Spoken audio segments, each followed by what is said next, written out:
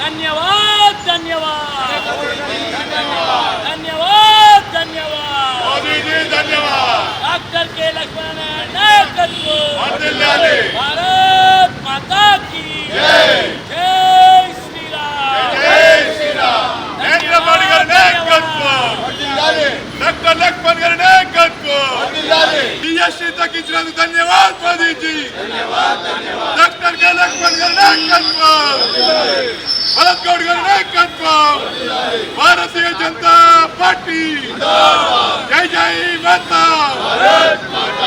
రాజ్యసభ సభ్యులు లక్ష్మణ్ గారు పాదయాత్ర నిర్వహిస్తున్నారు అలాంటి తెలుసుకుందాం సార్. ఇప్పుడు జిఎస్టీ తగ్గించడం ధన్యవాద ప్రోగ్రామ్ చేస్తున్నారు కదా, ఇది ఏ విధంగా ఉంటుంది? మోదీ ప్రభుత్వం ఏదైతే జిఎస్టీ సంస్కరణలు తీసుకొచ్చిందో ప్రజలందరూ కూడా ఇది ఒక దసరా కానుక, దీపావళి పండుగ కానుకగా భావిస్తున్నారు.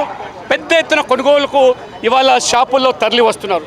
నిన్నటి వరకు తగ్గింపు రేట్లు లేవు కాబట్టి మోదీ గారు 2 స్లాబ్ల విధానం మీద తీసుకొచ్చారో దానికి అనుగుణంగానే పెద్ద ఎత్తున ఇవాళ బట్టలు కానీ వస్తువులు కానీ ఇవాళ మోదీ గారు రోజువారీ నిత్యావసర వస్తువులు సబ్బులు, పేస్టు, బ్రష్, దువ్వెనలు అన్నిటి మీద కూడా తగ్గించాడు. మరి ముఖ్యంగా ఆరోగ్య బీమా మీద 0 ట్యాక్స్, అదే రకంగా జీవిత బీమా మీద 0 ట్యాక్స్, అదే రకంగా లైఫ్ సేవింగ్ డ్రగ్స్ ఏవైతున్నాయో వాటి మీద కూడా విపరీతంగా తగ్గించారు. నామమాత్రం పన్ను అంటే ఒకే దేశం ఒకే పన్ను విధానం మీద తీసుకొచ్చారు మోదీ గారు. గత 8 సంవత్సరాలుగా ఏ రకంగా ప్రజలు సంతోషం. గతంలో అనేక రకాల పన్నులు, సేల్ ట్యాక్స్ అని, సర్వీస్ ట్యాక్స్ అని, ఆక్ట్రైడ్ ట్యాక్స్ అని రకరకాల పన్నుల మీద అటు వ్యాపారస్తులు వేధింపులకు గురైనా కొనుగోలుదారుల మీద భారం పడితే ఇప్పుడు వాటిని తిరిగించి ఒకే పన్ను విధానం తీసుకొచ్చారు. అందులో కూడా ఇవాళ స్లాబ్ తగ్గించడం వల్ల ప్రజలు చాలా సంతోషంగా ఉన్నారు. ఇప్పుడు వ్యాపారస్తులు జిఎస్టీ తగ్గించకపోవడం తగ్గిస్తారు కూడా వాళ్ళు బోర్డులు పెడుతున్నారు, మేము తగ్గింపు రేట్లకు అమ్ముతున్నామని చెప్పి కూడా స్పష్టంగా చెప్తా ఉన్నారు. మనతో మాట్లాడడానికి రామ్నగర్ కార్పొరేటర్ రవిచారి ఉన్నారు.